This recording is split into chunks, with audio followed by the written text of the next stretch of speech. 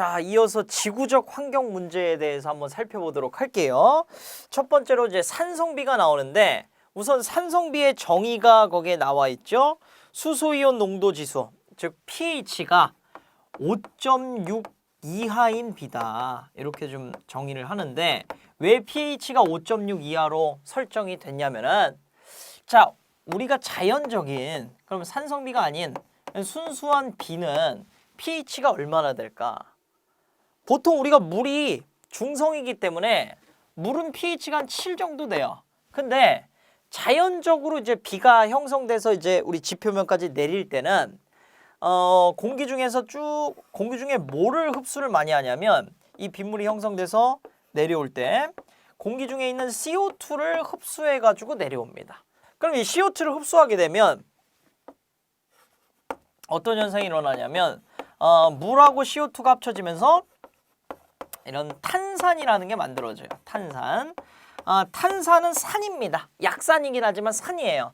산물질들은 이 pH를 좀 떨어뜨립니다. 근데 자, 공기 중에 있는 CO2 농도를 지금은 한 400ppm 정도가 되는데 산성비를 정의할 적에 보통 이제 그때 CO2 농도가 얼마 정도 됐냐면 한 330에서 한 360 정도, 이 정도 수치였었어요. 근데 이 정도를 이제 기준으로 해가지고 이 정도의 CO2가 다 녹았다 했을 때, 그러니까 그거를 갖다가 우리가 이제 학술적인 용어로 포화 평형 상태라고 얘기를 하거든요. 그래서 완전히 다 녹았다, 포화 평형 상태가 됐었을 때 그때 빗물의 pH가 자연적으로도 5.7까지 갈 수 있어요. 그러니까 지금은 400ppm 됐으니까 지구온난화 때문에 더 내려갈 수도 있겠죠. 근데 거의 한 이 정도 범위. 그래서 5.6이나 5.7까지는 자연적으로도 pH가 CO2에 의해서 낮아질 수 있지만 5.6보다도 낮아졌다. 뭐 예를 들어서 pH가 뭐 5다. pH가 뭐 4.8이다. 이렇게 5.6 이하 5.6보다도 낮아졌다 그러는 거는 이때부터는 CO2가 한 게 아니죠. pH를 저하시킨 걸. 그럼 누가 했다라는 거예요? 여러 가지 산성비 원인 물질들이 산성비를 만들어냈다라는 겁니다. 그래서 이렇게 만들어진 이 산성비는 여러 가지 피해를 입힐 수 있다라는 거죠. 자, 그러면 산성비 원인 물질부터 한번 살펴보도록 할 텐데 산성비가 생기게 하는 이제 원인 물질들이죠. 자, 첫 번째로는 삭스가 있습니다. 이게 뭐냐면 황산화물이에요. 황산화물은 황하고 말 그대로 산소하고 결합해서 만들어진 물질을 갖다가 황산화물이라고 합니다. 자, 황이 있는데 산소가 이렇게 붙었어요. 아황산가스라고 합니다.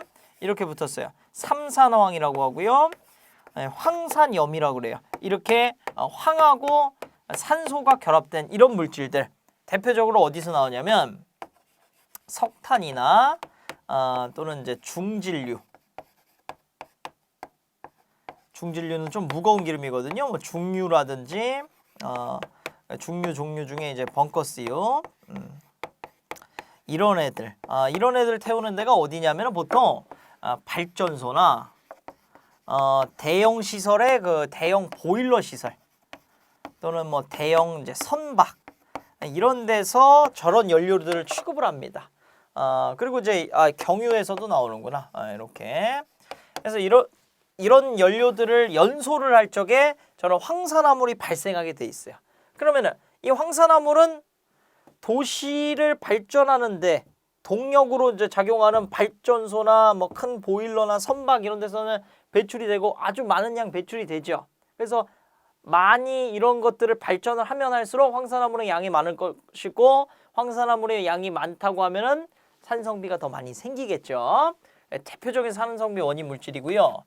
두 번째는 이제 질소산화물입니다. 낙스. 얘는 뭐랑 뭐가 결합한 걸까요? 그렇죠. 자, 얘는 황하고 산소가 결합한 거니까 얘는 질소하고 산소가 결합한 건데 얘는 기인하는 메커니즘이 뭐냐면 좀 간단하게만 설명을 드리면 이 NO나 NO2, NO3 또 N2O5, N2O3 뭐 이런 질소 산화물들은 기인하는 이유가 가장 큰 게 고온이에요. 고온은 언제 발생하냐면 모든 연소에서는 고온이 발생합니다. 그렇죠? 우리가 촛불을 태운다고 하더라도 거기서도 고온이 발생하죠. 라이터를 이렇게 칙칙 켜도 고온이 발생합니다. 여러 가지 모든 이제 연소 시설에서는 그래서 낙스가 발생하는 거예요.